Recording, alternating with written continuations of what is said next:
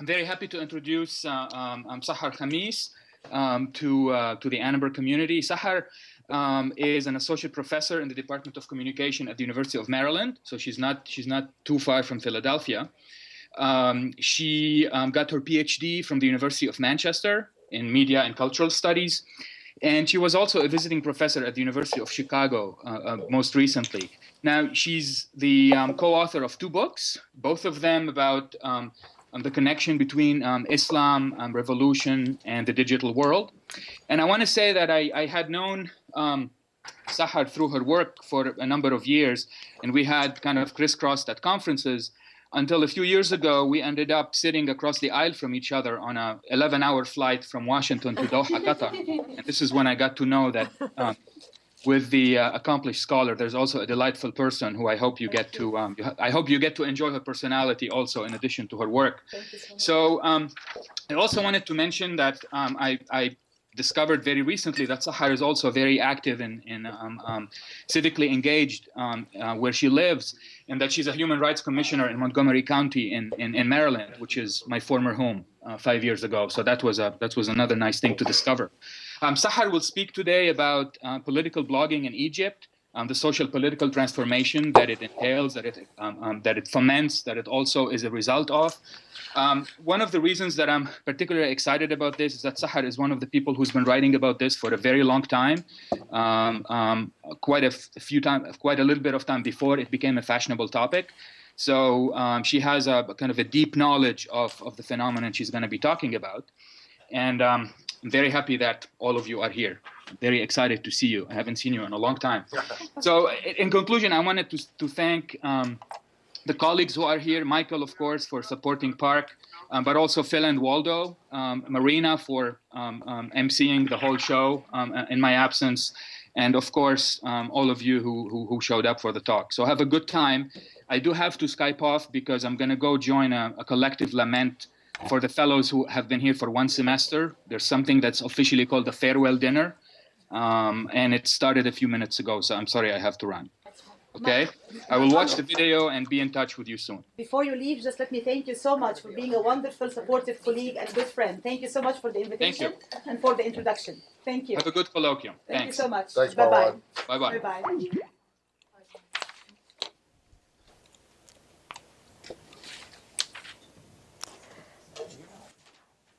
All right. Good afternoon, everybody. Indeed, it's an honor and a pleasure to be with all of you here at this very prestigious place, the Annenberg School of Communication. And I'm indeed delighted to be the first visiting scholar with the Project for Advanced Research in Global Communication. And although Marwan left us virtually right now, I again want to thank him for the kind invitation and for the excellent introduction. And I want to thank all of you for being here this afternoon. I want to thank Dean Michael and Barbie, all the other distinguished faculty members who are here, also all the colleagues and friends and graduate students who showed up for the event this afternoon. And I hope you're going to enjoy it and find it to be interesting, stimulating, and worthwhile. So the topic of my presentation is political blogging and socio-political transformation, the case of Egypt. And it is pretty much based on the findings of this particular book, Egyptian Revolution 2.0, Political Blogging, Civic Engagement, and Citizen Journalism, which is here physically as well as virtually on the screen as well. And the flyers for the book are available here on this table, so feel free to pick up one of the flyers on your way out, please. So basically, this book, which is co-authored by myself and my colleague Mohammed al-Nawawi, who happens to be another Egyptian-American scholar who also did some work in this area. This is our second co-authored book together. The first one was Islam.com, Contemporary Islamic Discourses in Cyberspace, which was also published by Belgrave Macmillan and was published in 2009 and hard copy, and again in 2011 as a paperback. Egyptian Revolution 2.0 sheds light on the growing phenomena of cyber activism in the Arab world, with a special focus on the Egyptian political blogosphere and its role in paving the way for democratization and socio-political change in Egypt, which culminated in Egypt's historical popular revolution in 2011. In doing so, it examines the relevance and applicability of the concepts of citizen journalism and civic engagement to the discourses and deliberations in 5 of the most popular and influential political blogs in Egypt, through exploring the potential connection between virtual activism, as represented in the discussions and deliberations and postings on these blogs, and real activism in the Egyptian political life, as represented in calls for social, economic, and political reform on the streets. So that's pretty much like a synopsis or a summary of what the book talks about and what the presentation this afternoon is also going to be predominantly focusing on. All right, there we go. A picture speaks, more than 1,000 words, as they say in journalism. And this is one of my favorite always pictures. This, of course, from the heart of Tahrir Square in the midst of Egypt's historical revolution in 2011, where you saw millions of people crowded, not just in Tahrir Square, but let me also remind you, in many cities and many centers and places in Egypt. And of course, it was a very historical moment in Egyptian contemporary history. So just quickly, before we go into the thrust of the presentation about political blogging and why and how it is relevant to social and political transformation in Egypt, let me just give you a brief summary and idea about some of the triggers of the Egyptian revolution, as well as the role of cyber activism more broadly, and then we can zoom in on some of the more specific phenomena that we are addressing about political blogging. So basically, the causes of the 2011 Egyptian revolution: 30 years of dictatorship and autocratic rule under former President Mubarak, corruption on every level of government, the imposition of the emergency law, which curbs freedom for a long time, the faulty constitution granting unlimited powers to the president, does not limit his time in office, gives him the right to do whatever he wants without any kinds of checks or balances or accountability. The economic distress, with 40% of Egyptians living under the international poverty line, unfortunately, despite Egypt's, of course, historical and cultural wealth.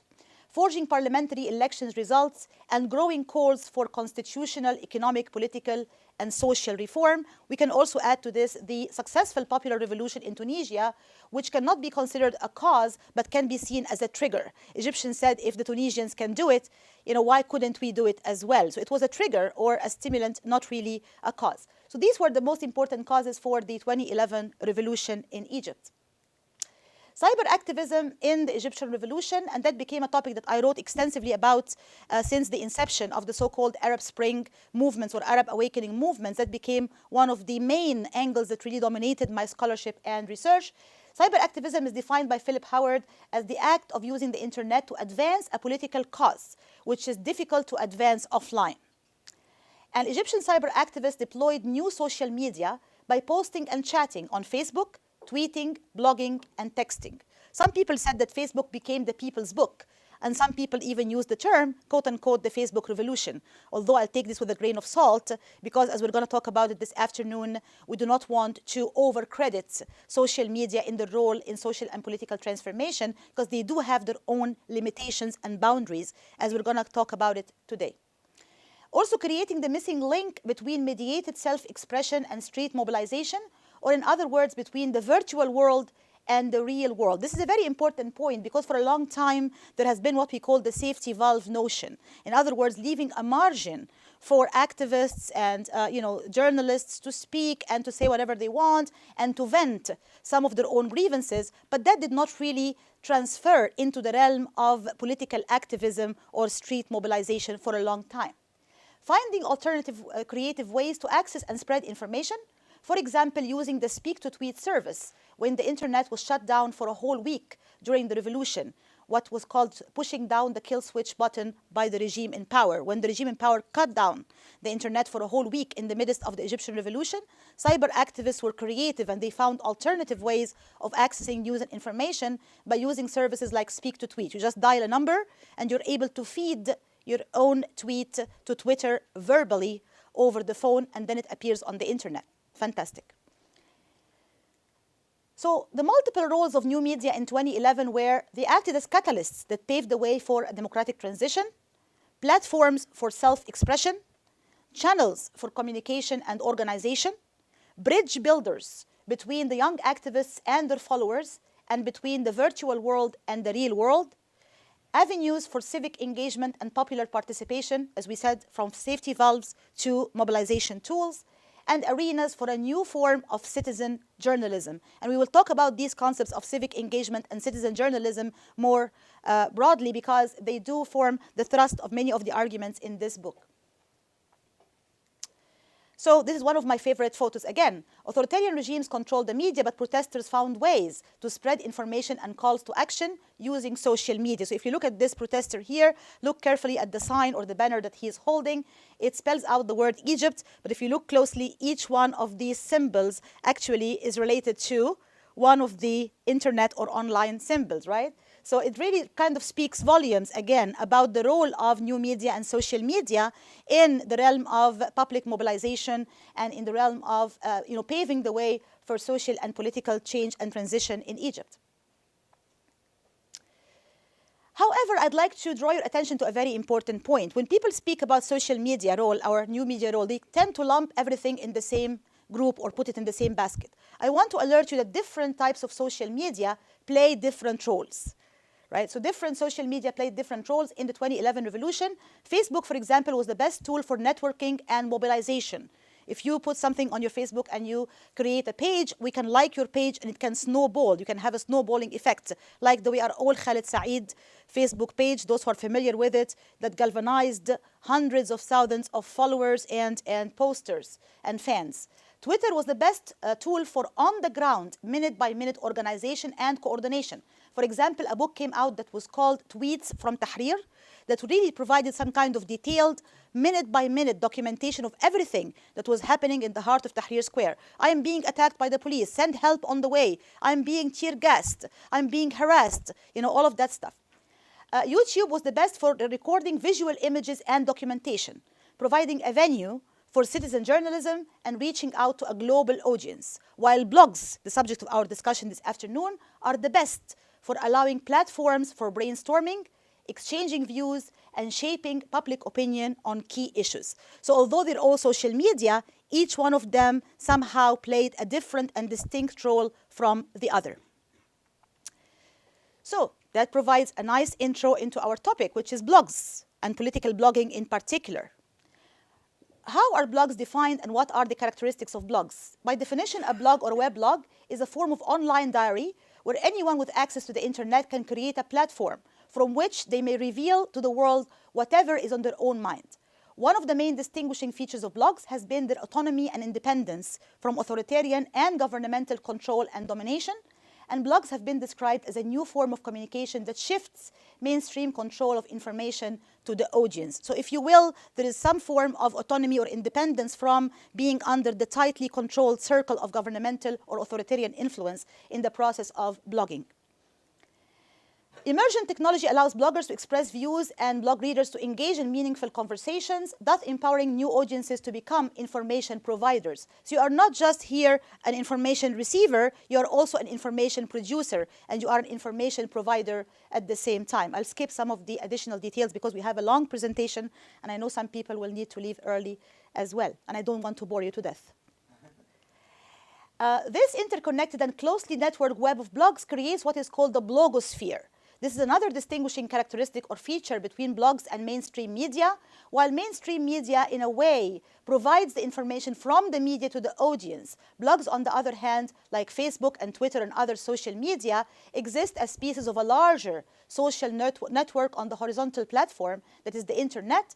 In this horizontal world, blogs are interconnected with one another in what we call the blogosphere. So you have this interesting phenomena of diversity and also interconnectedness, right, and linkages where you have different people blogging about different topics. It can be about tattoos, can be about fashion, cooking, but it can also be as serious as paving the way for socio-political transformation in a country like Egypt. And you have a blogosphere that connects or links many of these different blogs in some kind of interconnected linkage or web.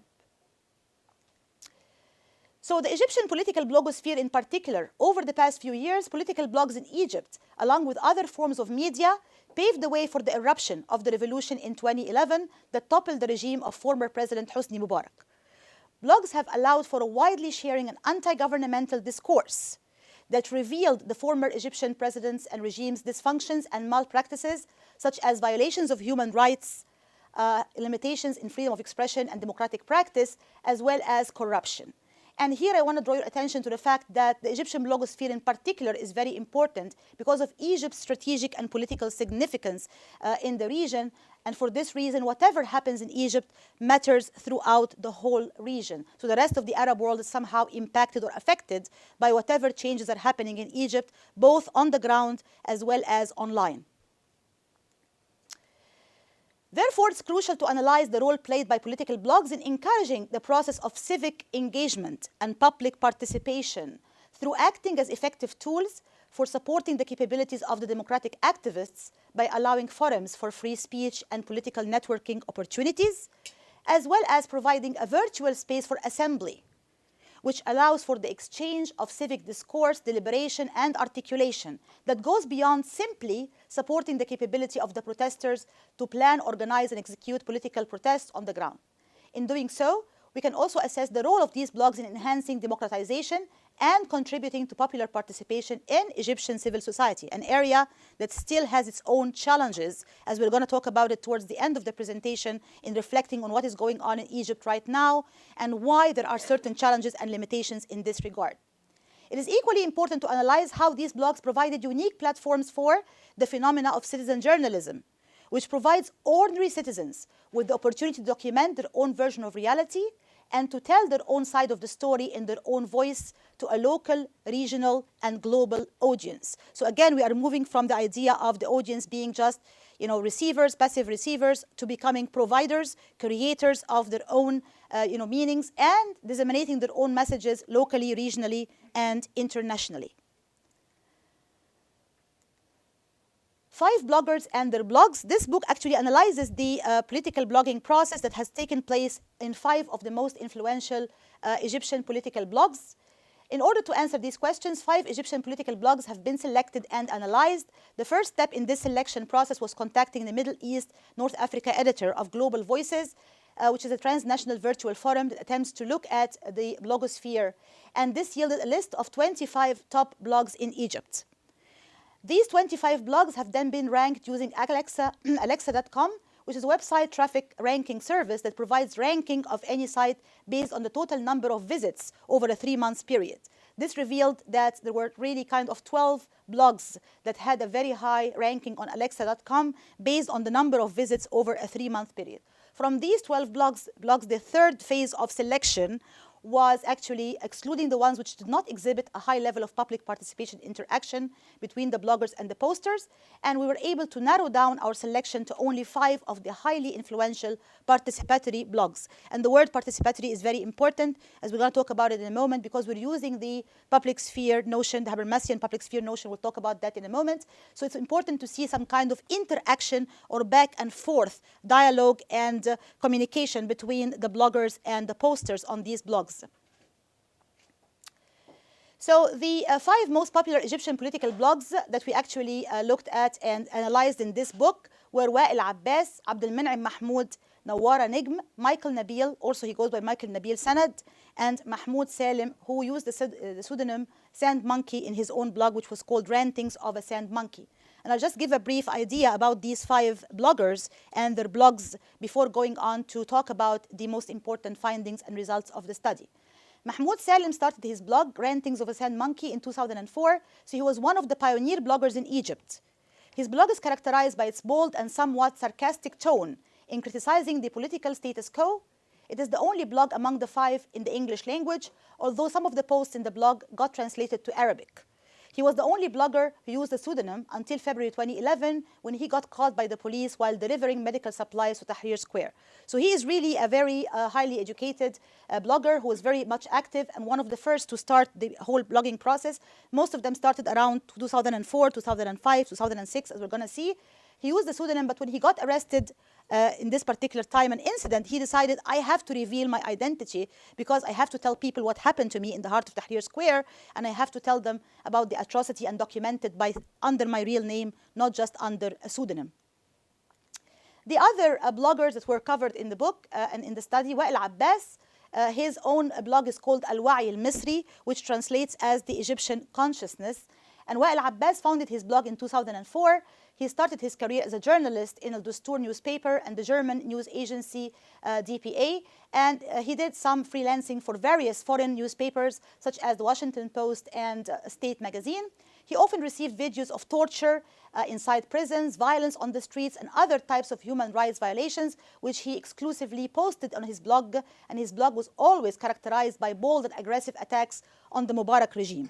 One thing that stunned me and my co-author in looking at Wael Abbas' blog in particular is it's called Al-Wa'i al-Misri, right? Egyptian consciousness. Once you go in the blog, the first thing that hits you is curse words, profanities, very strong language used by both the blogger and the posters on the blog. So I was like, why do they call it the Egyptian consciousness? There's so much, profanity and so much bad language being used, and so it really gave this kind of I don't know, maybe negative effect. And myself and my co-author were like, okay, so how are we going to write about this in the book, right? All of these curse words and cuss words going on. Definitely not Habermasian public sphere, as we're going to talk about it in a moment. Nawara Negm, she was only a female blogger in the study, started her blog in 2006, and she is an editor and translator at the Egyptian Radio and Television Union. Negm was born to a father who was a famous poet and a mother who is a famous writer and journalist, both of whom are famous for their political activism and opposition to successive regimes in Egypt, which led to their multiple imprisonments on several occasions. Therefore, she is really a political activist and an opponent of the ruling regime by default. She is one of the most active and popular and prolific online activists who is also having a huge following on both her Twitter account and her blog. This is her, Nawara Negm, very prominent and has hundreds of thousands of followers on both her Twitter and her blog as well. And she happens to be a distant relative of mine, so I know for sure that every time her parents tell her, you should curb your political activism and, tune down, you're going to get arrested, she says to them, look who's talking. Because both of them got arrested many times because of their opposition to the regime and their own type of political activism and being very outspoken. But the good thing about her is that she really combined both online and offline activism. She wasn't just active online on blogs and Twitter, she was also active on the ground, and in Tahrir Square, she would actually do her work and activism on the ground as well. The other blogger is Abdel Menaim Mahmoud. He started his blog in 2006, and the name of his blog was in Arabic, Ana Ikhwan, which means I am from the Brotherhood, right? Very bold. And of course, this is very bold because, as we know, the Brotherhood has been a banned group in Egypt for a long, long time. And now it is considered a terrorist group, in fact. So think about this name, Ana Ikhwan, or I am of the Brotherhood. He stopped his blogging activities right after the Egyptian revolution. Of course, the statement, Ana Ikhwan, I am from the Brotherhood, makes a brave statement about his ideological position, which is really a rather rare and unusual fashion, taking into account the banning of the Muslim Brotherhood as an outlawed group in Egypt until after the January 25th revolution. Mahmoud officially cancelled his membership in the Brotherhood to avoid what he referred to as, quote-unquote, possible conflicts of interest with being a journalist. However, he remained ideologically committed a lot to the positions of the Brotherhood in his own postings and writings and embraced its basic values. He stopped blogging after the revolution in 2011 to devote some time to his journalistic career. And the final blogger, Michael Nabil, or Michael Nabil Sanad, he started his blog in 2006. His blog is highly critical of the Egyptian regime. He also includes video posts and links to other relevant articles to support his posts. Nabil's blog deals with the politics, religion, and Egyptology, and it could be considered the most controversial of all the analyzed blogs due to his unconventional nature of his postings, which include his objection to mandatory military services, his outspoken support for Israel, and his declared agnostic position. He declares, I'm an agnostic, I'm an atheist, clearly on his blog. After the revolution in April 2011, a military court sentenced Nabil to 3 years in prison on charges of insulting the military and publishing false information in his blog posts. He was released 10 months later after an extensive really work and campaign online, #FreeMichaelNabil. It put a lot of pressure to release him, and he went on hunger strike, and he was released after 10 months of imprisonment. So very interesting diversity, as we're going to see in a moment. These are diverse people with diverse ideological positions and orientations very clearly. So similarities and differences between the bloggers. The similarities were There are several similarities among the 5 bloggers under study. One main similarity among them is they were all highly critical of the now ousted Mubarak regime and government, and therefore they could be said to represent the opposition. They're all oppositional. In this context, it will be worth noting that these bloggers exemplify a new form of political activism that has been launched by relatively young people. All of them were under 40 years of age at the time of the study, who were all university-educated, upper middle-class activists who utilized new media technologies such as the internet to reach their growing followers. They all focused on the government's failure to address people's political concerns and its attempt to suppress freedom of opinion and expression and all forms of political activism on the Egyptian street, as well as governmental corruption. They also combined their online and offline forms of activism to enact change and advocate for social and political reform. Although this has been a variable, it's not like something that was shared to the same degree between all of them. Nawara Negm, for example, had much more of this online plus offline activism. Some of them remained more active online, but not very active offline.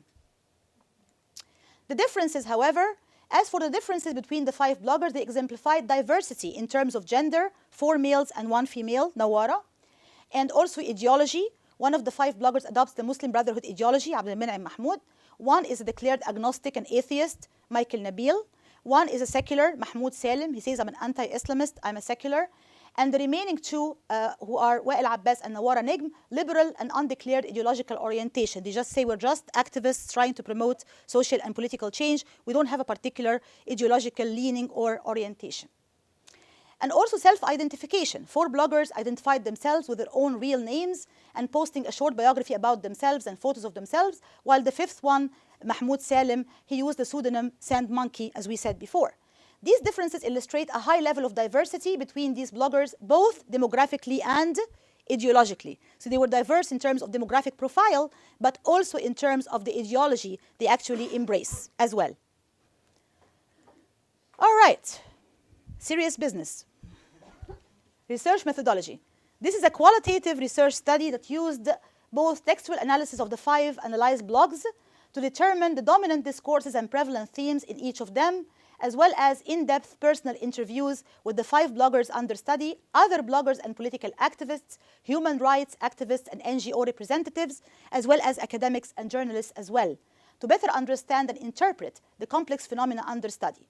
These 2 data gathering tools or techniques, textual analysis and in-depth interviews, were meant to supplement each other. So we looked at these different blogs, analyzed them very deeply in terms of the dominant discourses, the threads that were actually posted there, but we also complemented this with actual in-depth interviews with the bloggers themselves, as well as others, as you see here. Textual analysis is defined as seeing text in terms of the different discourses, genres, and styles they draw upon and articulate together. Conducting textual analysis requires studying the actual text and interpreting the meanings constructed through that text.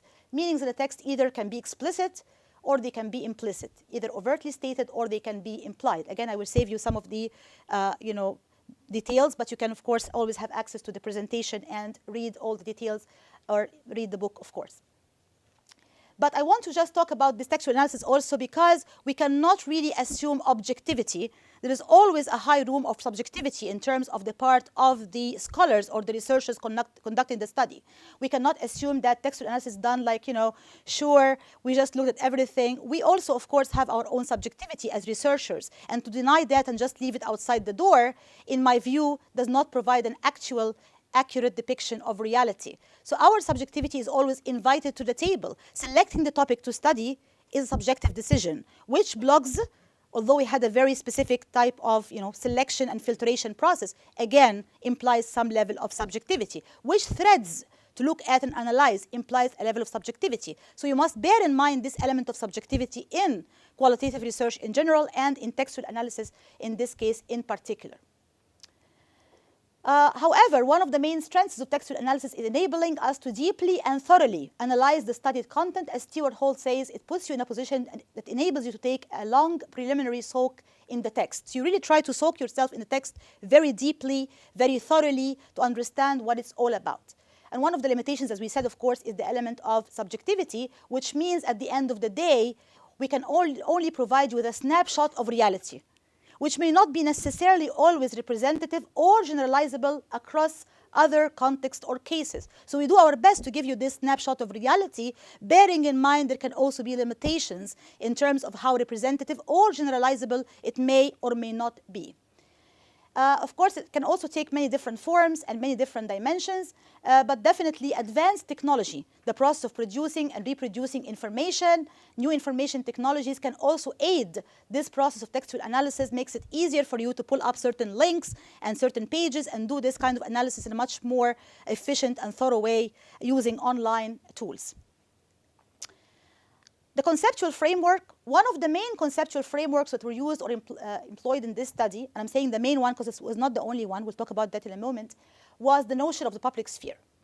And of course, the term public sphere, coined by the contemporary German philosopher Jürgen Habermas, refers to the space between civil society and the state in which critical public discussion of matters of general interest was institutionally guaranteed. The public sphere, of course, was exemplified in the intellectual discussions and deliberations that took place among members of aristocracy or the bourgeoisie in the salons and coffee offices or houses during 17th and 18th century Europe, and mostly seen as a sphere of private people coming together as a public to discuss matters of shared interest and to engage in stimulating debate. Let me just say that also in our first co-authored book, Islam.com, we also did use the notion of the public sphere to analyze the discourses and deliberations on 3 of the most popular Islamic websites. And whenever you are using a Western concept or theory in order to apply it to a non-Western context, you always run across some issues and some challenges and limitations.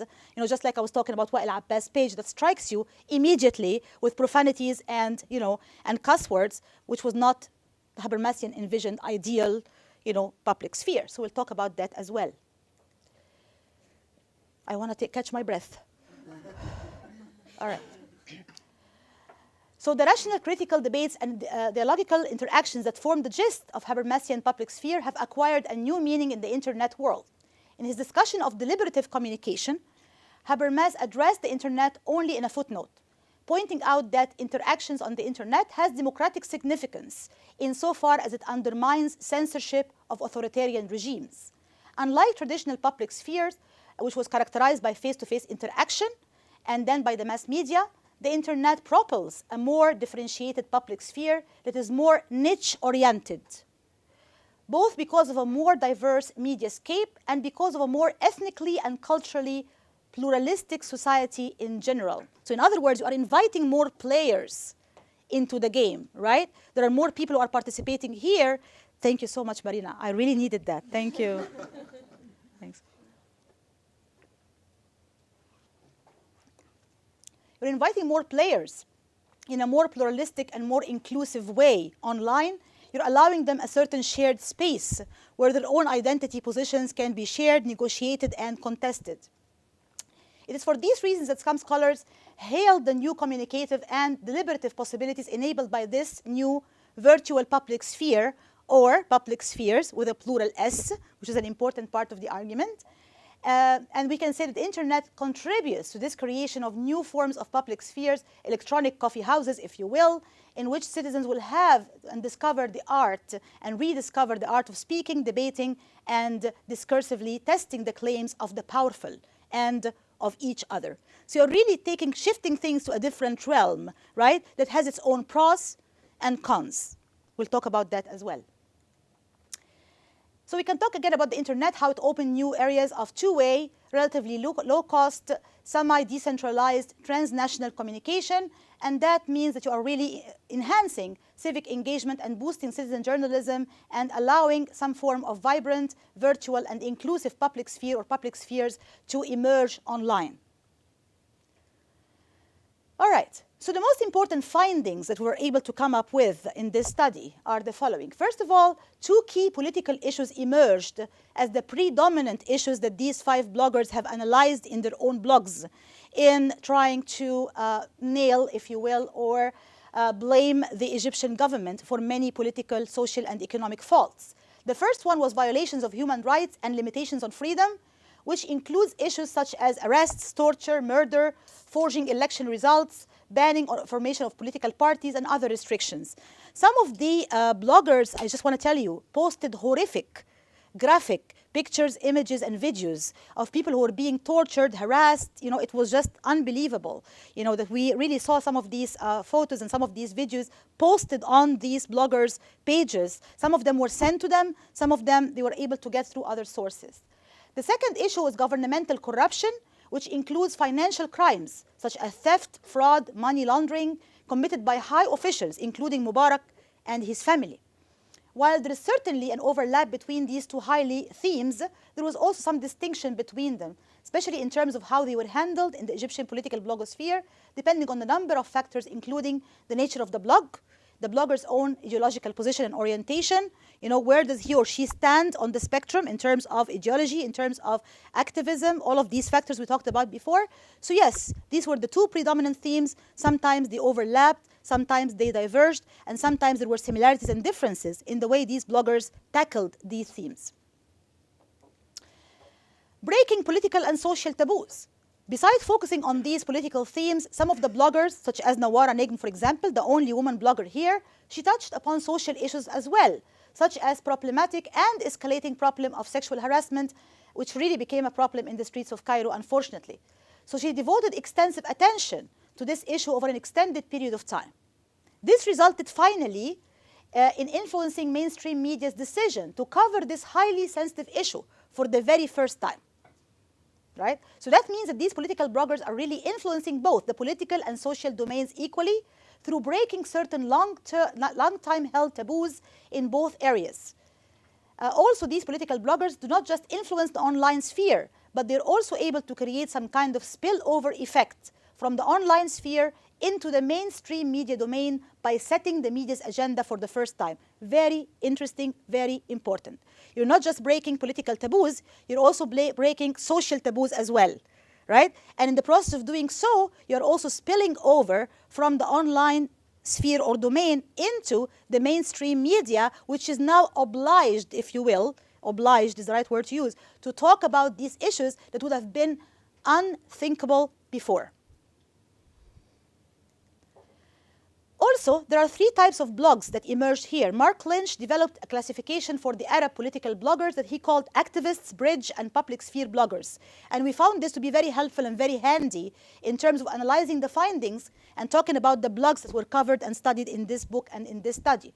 Activists use their blogs to organize political activities on the streets and to disseminate information about political campaigns. In this context, they generally enjoy high visibility in the Arab street. And a good example of activist bloggers would be Wael Abbas and Nawara Negm, both of whom effectively use their blogs to varying degrees to not only raise awareness about key issues, but also call for effective action. So they would post things like, we are going tomorrow to the journalist syndicate. Make sure to be there at 9 a.m. Bring banners with you, okay? Or here is a petition. Make sure to sign this petition, share it, and pass it on to other people. So there's always some kind of call for action, call for mobilization under these types of activists, bloggers like Wael Abbas and Nawara Negm. The second type is called the bridge bloggers, and they attempt to use their blogs as a way to reach out to a Western or global audience by talking about their own societies and trying to provide context and explanation for political events that take place. A good example of this type of bridge bloggers would be Sand Monkey, Mahmoud Salim, in his blog, Rantings of a Sand Monkey, very interesting name. He was actually using English, and he was the only one among the 5 bloggers who was blogging in English. Now, the use of language is a very important decision here because it kind of really defines and determines who your target audience is going to be. If I blog in Arabic, obviously, I'm going to have a domestic local audience only who's going to follow me, who's going to be, posting on my blog and, just in Arabic language, which means the topics discussed would also be somehow largely confined to a domestic local sphere. In this case of bridge bloggers like Sand Monkey or Mahmoud Salim, he was reaching more to a global, international, Western audience by using the English language. So he had posters from Denmark, from the Netherlands, from the US, from Canada, who were also engaging in the blog and discussing issues, which is really a very interesting phenomenon. And the third type is the public sphere bloggers, and this refers to Arab bloggers who tend to not be directly involved in a political movement, but are deeply engaged with public arguments about domestic and often Arabic or Islamic politics. A good example of that would be Abdul Men'im Mahmoud and Michael Nabil. They did not necessarily ask you to sign a petition or to gather at 9 a.m. in front of the journalist syndicate, right? But they would raise certain issues, right? Issues about, about the role of religion in society, or issues, in the case of Abdul Men'im Mahmoud, of course, he is clearly from the Brotherhood. Michael Nabil is on the other end of the spectrum, self-declared agnostic and atheist, so you can tell the diversity here. But both of them had this kind of, let's talk about this issue. Let's talk about important issues that matter here. So a genuine Arab public sphere, many of the best Arab public sphere bloggers have used, in some cases, English. So Sand Monkey, again, or Mahmoud Salim, in my opinion, can be considered both a bridge blogger and also a public sphere blogger, because he did raise issues of salience and importance in the public sphere, like how can we rebuild the country, right? What can we do in order to collectively rebuild the country politically and economically and socially? So that makes him a bridge blogger reaching out to the West and to the international audience, while at the same time being a public sphere blogger who blogs about salient issues economically and politically and socially. So you can tell that there is some kind of intersection and overlap between these categories. All right.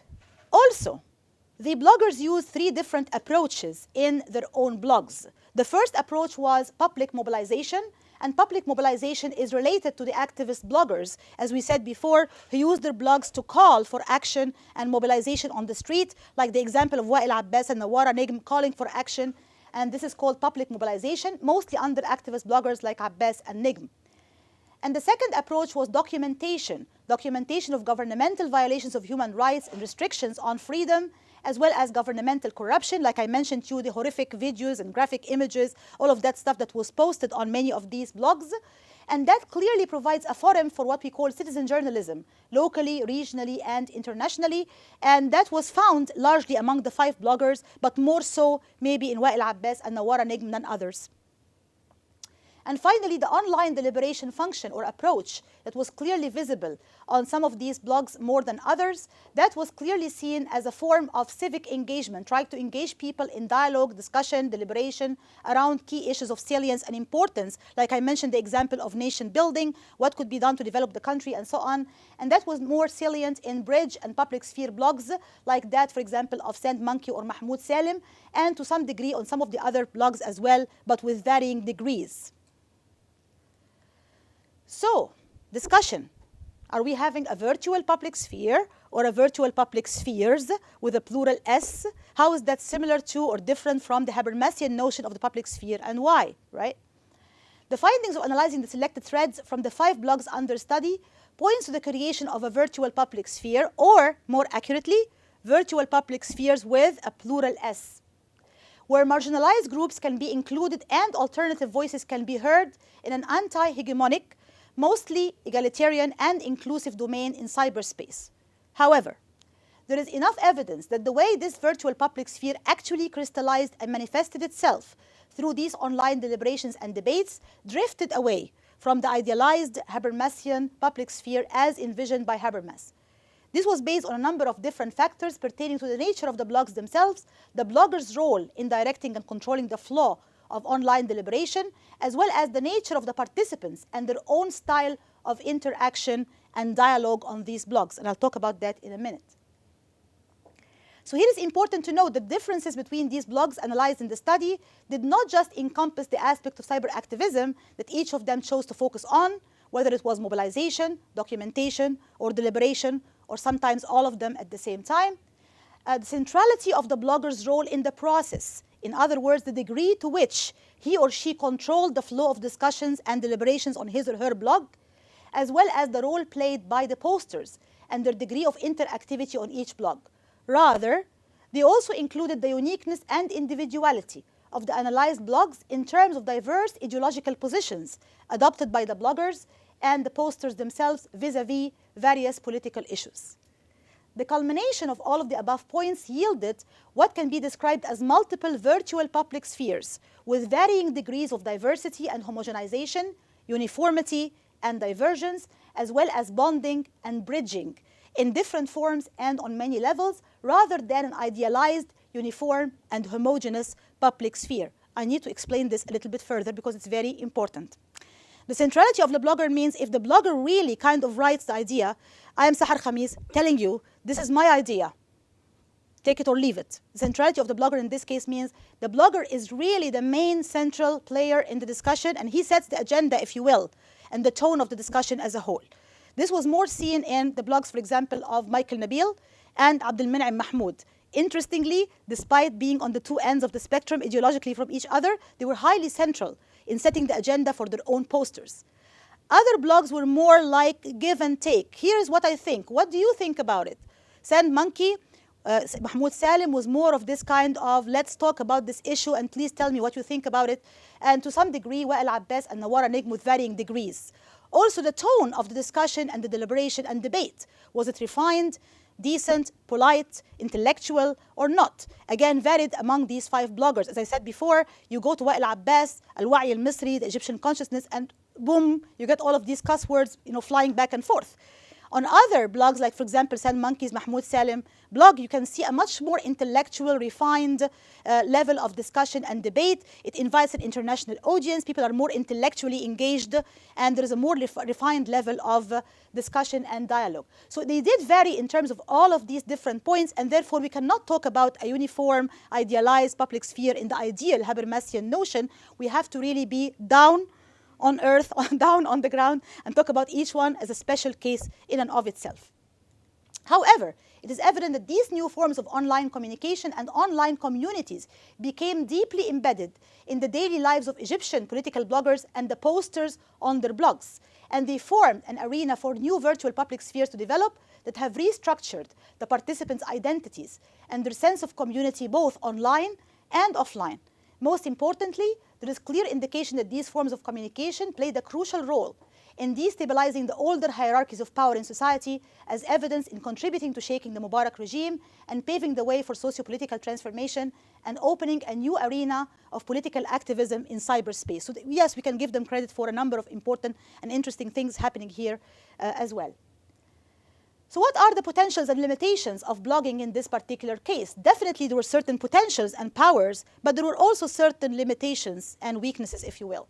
The findings of the study showed that political bloggers have played a critical role in enriching, revitalizing, and mobilizing the Egyptian civil society, particularly in paving the way for the Egyptian revolution of 2011, mainly through breaking certain taboos, both politically and socially, providing platforms for online discussion and deliberation, and providing venues for citizen journalism and alternative voices to be heard. However, the study also showed that the role played by digital media platforms such as political blogs in promoting civic engagement, boosting democratization, and aiding political change should not be exaggerated or overstated. In other words, there has to be caution in assessing these new media technologies' potential and the potential impact on reshaping the process of communication and democratization in the age of cyberspace. This is especially important because we cannot assume a cause-effect relationship or a direct spillover effect between the online and the offline domain. Very important. In other words, we cannot talk about these political bloggers being the key cause for social political transformation. No, they are tools that can help. They can augment, they can supplement, they can aid the process, but they cannot be seen as a cause-effect relationship or a direct spillover from the online to the offline world. In other words, blogging alone cannot lead to concrete political action on the ground, because bloggers can sometimes be helpless in the face of certain forms of oppression, certain forms of authority. They can be themselves vulnerable, as we are seeing today in Egypt, and I will have to skip some of the final blogs in the interest, the final slides in the interest of time, that talk about the current situation in the country. But with the imprisonment of many activists and many political bloggers and journalists, there is no question that people are afraid to speak their mind or to blog freely. And many of these bloggers have actually curbed or even halted and stopped their blogging activities altogether because they're afraid of harsh and serious consequences, such as imprisonment or harassment and so on. So this is especially true since the internet technology by itself may not be the only answer to the problems facing civil society activists. The internet will always be a supplement, but not a replacement for other connections, right? And also don't forget that those who already have power can make more effective immediate use of technology, while those who have less power have to work harder to make it effective on their side. So in other words, we can talk all we want about an egalitarian, inclusive, open space, right? But the end result is we do have discrepancies of power, both online and offline. We also have issues related to the realities on the ground in terms of civil society, political institutions, economic, political, and social realities that impose themselves, right? And we cannot assume that there's going to be a magical tool that's going to create reform and change just by tweeting or texting or posting or blogging. So, the changing political scene in Egypt, I said I'm going to skip over some of these blogs because, of course, with the ousting of Morsi in 2013, the country became very, very deeply divided, very highly polarized, as you can tell. People are either supporters or their opponents, and they do not have much tolerance for each other's views or positions anymore, unfortunately. Many people have been, as I said, jailed and imprisoned. And now we are seeing a shift from solidarity to fragmentation, from plurality to polarization. We are seeing recycling of the old regime and its structures and institutions to a large degree. We are also seeing curbing of freedom of expression, shocking human rights violations again, and the return to authoritarian military dictatorship. We can ask the question, are we going back full circle to square one? That can be a question we can really put on the table right now. And the Egyptian media also can be seen as being contributors as well as reflectors of this highly divided, polarized political scene in Egypt today. Some, unfortunately, media venues have paved the way for this kind of polarization, or even, if you will, contributed to some of the polarizations and division that we are seeing today. At the same time, we can say here a very important point: social media role is different now than it was at the time when this book was written. Why?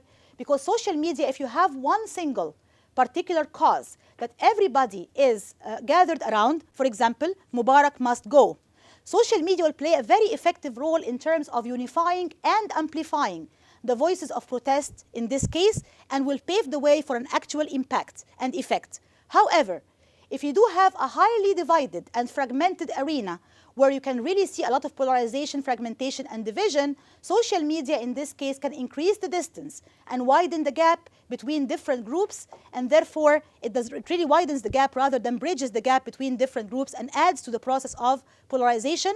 And this is exactly what we are unfortunately witnessing now in the Egyptian political and communication arena. Also, less media freedom, like we said before, closing down channels and threatening and firing. A number of cyber activists were already arrested, and that's why many of them halted or stopped their activism and stopped blogging. We don't see any of these bloggers being active online or offline, unfortunately, anymore. So basically, we have to reassess, look at the role of the media as tools. After all, the media are tools for change. They are not magical tools that can bring about the change all by themselves. Therefore, we have to adopt a cautionary position, a middle ground of cautionary optimism, what we can call a position of cyber realism, which avoids the two undesirable bipolar extremes of either cyber pessimism or cyber optimism, which can either underestimate or overestimate the media's role in the process of socio-political transformation. Don't give it too much credit and call it a Facebook revolution, or these bloggers, they are the ones who created the revolution. That's inaccurate. And don't underestimate it either and see it as negligent. Both are undesirable bipolar extremes. Put it in a realistic ground of middle ground, cautionary optimism of cyber realism. So a final word. In looking ahead, it would be wise to adopt a balanced and realistic approach in predicting Egypt's political future in the midst of current socio-political transformation, which acknowledges valuable gains that have been achieved while taking into account the challenges lying ahead. Likewise, it's equally important to similarly adopt a balanced and realistic approach in assessing the transformative Egyptian media scene with all its current changes and challenges. The key question now is, how can we return back to restoring the transition to democratization and socio-political reform in Egypt? And what role can new media, including political blogs, play to help achieve this goal? In answering this question, it's important to remember that social media venues such as blogs have their own potentials and limitations when it comes to aiding the process of socio-political transformation in any society, just like we talked about these potentials and limitations earlier. At the end of the day, it is up to the Egyptian people themselves to effectively use these tools and utilize them and make the best out of these platforms to aid the process of transition to democratization and paving the road for socio-political reform. Social media tools, including blogs, will always play a supplementary role in the process of socio-political transformation rather than a decisive role which can make it or break it. All 5 bloggers included in this study were all aware of both the potentials and limitations of the role of political blogging in complementing offline civic engagement and aiding effective socio-political transformation, since they all started as political activists on the ground before becoming online activists. It is hoped for that the current and future generations of Egyptian bloggers will draw upon sufficient resources in the offline public sphere and facilitate the transfer to the domain of civic engagement, both online and offline, in an effort to supplement the ongoing challenges of socio-political transformation in Egypt.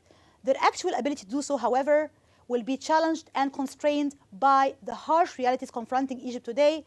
Therefore, the future of cyber activism in Egypt in general and the future of political blogging in particular remains as uncertain and unclear as the future of the country itself.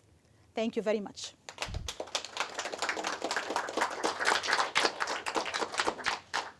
Thank you. Thank you again, dear. Thank you so much for being here. I appreciate it. Thank you so much. All right, I hope I did not bore you too much this afternoon.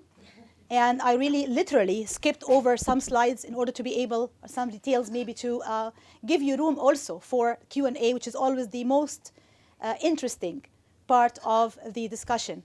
So I finished my talking. Now I can take a deep breath, relax a little bit, drink some water, and give you the floor for any questions you may have for me.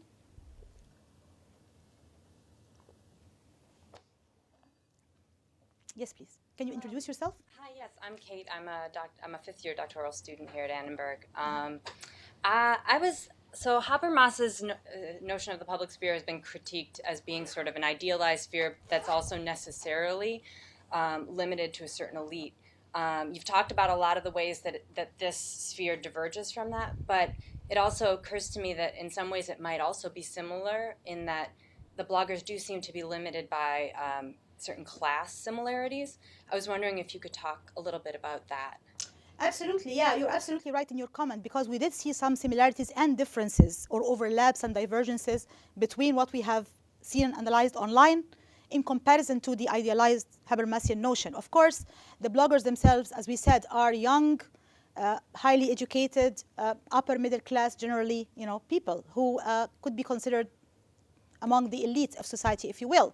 And some of the blogs, depending on the nature of the participants or the posters on the blog, some of them also were representing this particular demographic profile, right? And even some of them, as we said, did not just constrain themselves to the local or domestic audience, but also had a global or international audience as well. So yes, you did see some level of elitism in some of these blogs, but at the same time, you can also see the divergence from the idealized notion of public sphere because of the factors we mentioned.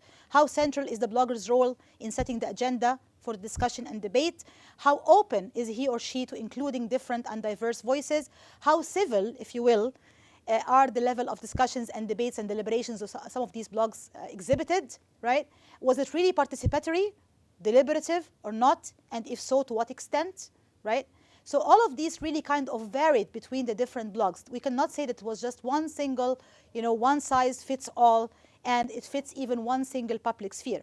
In fact, that's why I used public spheres with a plural S. Because of the divergence and diversity and plurality, it is safe to say that we do not have one single homogeneous, uniform, ideal public sphere. It would be inaccurate to do so or to say so. We have to acknowledge diversity, and sometimes you can see the bipolar extremes of either emotional consensus on some of the blogs, especially around salient issues like Mubarak is corrupt, right? Or let's topple the Mubarak regime. You will see emotional consensus. Everybody is just emotionally agreeing to this particular stand. On other topics, for example, like how religion should or should not be integrated in the public sphere, the role of religion in society, you will see a lot of divergence, and you can even see fragmentation. You can see some kind of push and pull and some kind of differences and some kind of agreement and disagreement on some of these positions, because it's not a topic that everybody will see eye to eye or agree to a large degree. So depending on the topic that's being discussed, the type of the blog itself, the blogger's centrality in the discussion, the type of deliberation or discussion or debate going on, and the nature of the topic at hand, all of these issues kind of played a role in terms of what kind of public sphere or spheres did we end up having, and their degree of similarity or difference from the idealized notion of the Habermasian public sphere. I hope this answers your question. Noor? just have a question about the historical context, because you started working on these blogs around, I'm assuming you were saying 2006, 2007 when they started. So I wanted to ask you about what is starkly different between then, when they thought they could have a blog even though the Mubarak regime was going on, and they were actively blogging, and post-revolution, when you're saying some of them stopped immediately after the revolution happened. So like what changed in the political context? What made it more difficult for them to speak their minds? It's a very good question, because before the Egyptian revolution happened in 2011, there were so many attempts on the ground, right? There were some groups that were active on the ground. Some people think, oh, Egyptians were completely satisfied, they fell asleep, and suddenly they woke up in 2011 and had a historical revolution. That was not the case. A lot of this kind of political activism, whether online or offline, has been actually going on for years. The Kifaya movement, which means enough, started back, 2004. So starting from this period of 2004, 2005 is when we really started to witness some forms of political activism, both online and offline. And people had a lot of hope and a lot of momentum was going on. Many of these people felt like we can do something. We can make a change. We can make a difference, right? Right now, there's a completely different set of factors and completely different tone and completely different emotions, I'm afraid to say, many of which are not sharing this kind of optimism. Maybe I went through the last slides quickly in the interest of time. But really what happened in 2013 with the toppling of Morsi's presidency, he was the first democratically elected president in Egypt's modern history, whether we like him or not, and whether we agree with him or not. But it's a fact. The fact is it divided the country drastically, with people who are supporters of Morsi, people who are supporters of Sisi, and now we are seeing this kind of very, very high level of division and polarization in the political scene to an unprecedented degree. If you add to this the harsh realities of cracking down on many of the journalists and activists and bloggers and jailing some of them, and you have tens of thousands of political prisoners in the country, many of these people are now not inclined to play an active role in the political arena, whether online or offline, for many different reasons. Some of them for fear of imprisonment or harassment or harsh consequences, but some of them also, I'm afraid to say, had this kind of apathy. What are we going to do now, right? So it is very much my hope that this is going to be just a phase or a stage, a transitional one again, and that after that, they're going to invent and find new ways to return back again to activism, both online and offline, to, try to adjust some of these realities and try to go back again to the path to democratization in Egypt. Other questions? Omar? I wanted to ask more about this notion of cyber realism, in going a step further and looking at this from the macro perspective. What then? Especially that you contextualize it. You told us about the role of media in democratization and also in kind of authoritarian politics. Yes. So given that, what is the role of media in politics, so to speak? Do you agree with the notion of mediation, that it only mediates factors and variables that already exist in society? Or what is its role, either in this or that? Brilliant question. We can give a whole presentation just on that. And there were some points in my presentation that I did not maybe delve into deeply enough, but that would be a good chance to do so. Because when we talk to these bloggers, they themselves talked about their own role and what they see in their own role in different ways, right? Many of them saw themselves as both activists on the ground as well as bloggers online as well. So they combined this kind of online, offline activism. Some of them saw themselves as public opinion leaders. They're setting the agenda, if you will, for discussion and debate.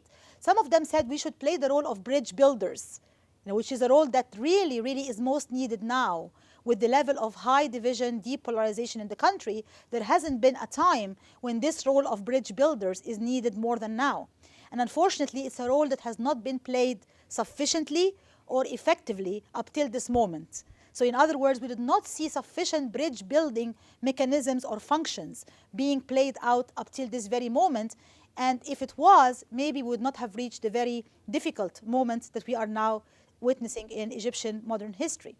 Another very important point that I don't think I gave enough attention to, which is very important, is that there is actually a vacuum in Egyptian civil society. There aren't really well-entrenched, strong civil society institutions on the ground in Egypt at the moment. And no matter how good of a political blogger you are, you cannot really make up for the vacuum in civil society. If you don't have strong civil society organizations, NGOs, on the ground in the country, that is a big vacuum that you cannot substitute for or compensate for by just having an excellent political blog or being active online. So there are certain gaps here in the political landscape now in Egypt that I'm afraid cannot be addressed by the media alone. However, coming back to your excellent question, that does not mean that we should undermine or completely overlook the potential role that the media in general and social media in particular, such as political blogs, can play,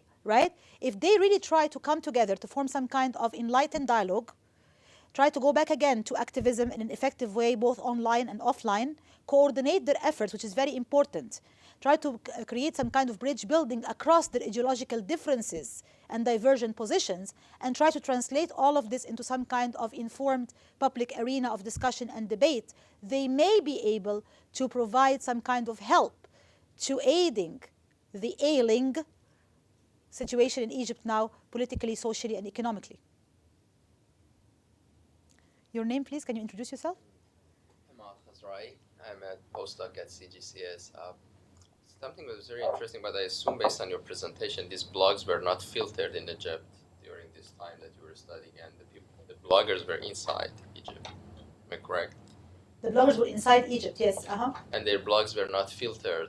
They were accessible for the people in Egypt. Yes. Because it is interesting because now the shift that you presented about the current situation in Egypt that is not tolerated anymore, that we saw that in 2003 to 2005 in Iran. None of these active political bloggers can live inside Iran anymore. There are a few incidents they died under torture, and immediately they got filtered. I think this is something that repressive regimes learns after understanding because in Iran now they have this policy of zero tolerance. I mean, that if this is a set of red line topics, if you pass them, they crush you immediately. And then I think these activist bloggers, lots of them now living in exile, they lost their contact with the social context they were living, so they have a decline in their popularity or those people who are following them. So that might be something that we might start to see in Egypt as well. Very important point, and thank you for raising this, because indeed, just like the political activists have their own learning curve and they build their own learning curve, so does the regimes in power as well. And I did publish some stuff on cyber wars, and I compared the role of myself and other authors, the role of social media across different countries, Egypt, Syria, so on, and even the role of political activists and cyber activists in countries like Iran versus Egypt and other countries in the Middle East as well. And indeed, just like the political activists become savvy in terms of using technology and using tools and becoming active on the ground and online, so does the ruling regimes. The governments also learn their lessons, and they become more savvy, and they become more clever in terms of intercepting or filtering or cracking down or shutting down some of these media platforms, right?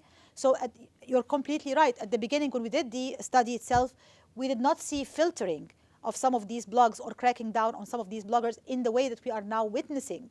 So it seems to me that the Egyptian experience is now kind of coming very close, if you will, to the Iranian experience in terms of now there isn't really much tolerance for any kind of opposition or any kind of, if you will, criticism of the regime in power. So much so that I know some people who are not necessarily bloggers or activists who are changing their own name on Facebook for fear of being, pursued or harassed by the regime. I had someone sending me a note on Facebook saying, "I miss you, I haven't talked to you for a long time." Like, who is this person? Right? I don't even know who the person is, right? And then I discovered, she's a friend of mine. Well, what's wrong? Oh, I'm using my middle name instead of my last name. Why? Well, because I don't want to be under any kind of governmental surveillance. I don't want, the regime to actually kind of keep an eye on me, because some of my views and my opinions may not be necessarily in line with the current political regime. So that's the stage we are reaching now, unfortunately, where we are seeing this kind of crackdown, if you will, on the realm of political freedom, whether online or offline, unfortunately. It was interesting. The same thing happened on the Facebook for the Iranian users. They changed their name as well. Yeah, or they used abbreviations of the first and last. Exactly. Maybe they should just switch names, like Egyptians and Iranians. Confuse everyone. Or switch names, that's an interesting suggestion. Thank you. Sarah? Yeah, I had a question about the Nawara's blog when you talked about what you identified as social as opposed to political. I want you to kind of elaborate maybe more on why this type of, why when you say political blogs, what gets subsumed under politics and what gets left out, and why is something like blogging about the epidemic of sexual harassment social and not political? It's a very interesting question. It's a good one, because we oftentimes see a crossover and an overlap between all of these different categories. I don't want you to think about it in terms of, this is a dichotomy, or this is social, this is political. Indeed, that's a very good point. But I'm just trying to say that most of the bloggers really were, their blogs were predominated, if you will, with the themes of violations of human rights, torture, imprisonment, curbing freedom, the democratic process, corruption, smuggling the money abroad, how much wealth does Mubarak and his family have.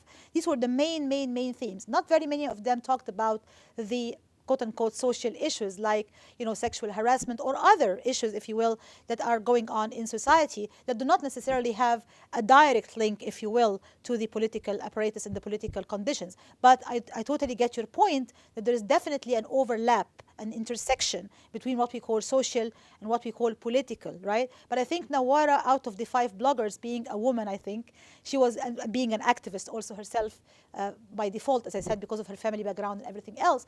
She really did have this kind of keen interest in addressing and tackling an issue which is as problematic and as disturbing as sexual harassment on the streets of Cairo, which we did not see in some of the other male bloggers' posts and discussions and threads. I think it's somehow gender-related. That's my analysis here. But the key point is that's breaking taboos. As I said in my presentation, these are not the kinds of topics, whether politically or socially or socio-politically, if you will, that were being addressed at all. Now the mainstream media are somehow compelled to start talking about sexual harassment on the streets of Cairo. Before, they had an attitude of like, it doesn't exist. Don't even tell me it happens. It doesn't exist. No, it happens. It exists, right? Women get harassed every day, including women who are veiled, women who are face veiled, wearing the niqab, who are completely covered. They get harassed, unfortunately. It is nothing to be proud of, but it happens. So just turning a blind eye to it, pretending it's not there, was never a healthy attitude. When the political bloggers started to tackle some of these issues, then the mainstream media started to feel compelled to write about these issues and to talk about them in the realm of, just mainstream newspapers and mainstream media, which is very interesting in terms of both breaking taboos as well as a spillover from the online to the mainstream media domain.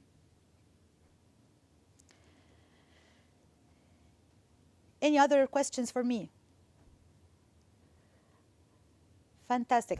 Please feel free to help yourself to get one of the flyers for the book.